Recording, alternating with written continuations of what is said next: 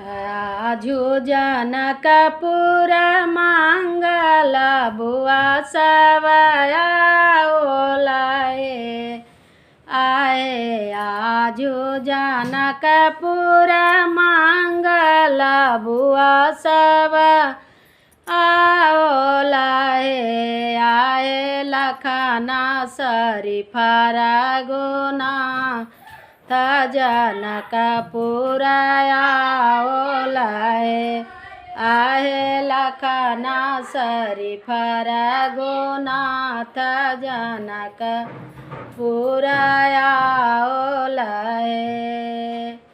राजा के राजा नहीं बावले रानी करुणा करू है आए। राजा के राजा नहीं बावले रानी करुणा करू है आए। आवा सीता रहती कुमार धनुष नहीं टूटले आए। आवा सीता रहा भई कुमार धनुष नहीं टूटले।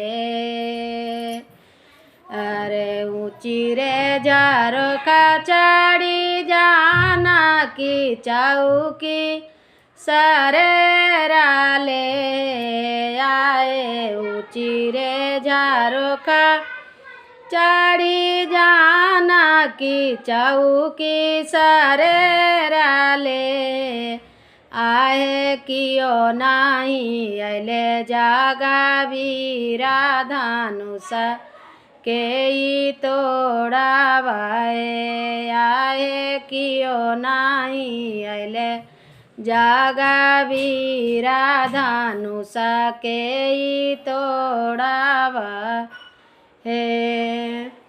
जोशा से उठे भैया लक्ष्मण नाये ना दोनों फड़कानी आए। जोशा से उठे भैया लक्ष्मण नाये ना दोनों फड़कानी आए। हुकुमा दियो भैया रामा धनुष हामा तोड़ावाए आए। हुकुमा दियो भैया रामा धनुष हामा तोड़ावाए। धनुषा जे टूटले जनकपुर तुराई जाले आए। धनुषा जे टूटले जनकपुर तुराई बाजाले आए। सकला सुंदर परशुरामा भरसी दौड़ी ओलाए आए। सकला सुंदर परशुरामा भरसी दौड़ी ओलाए।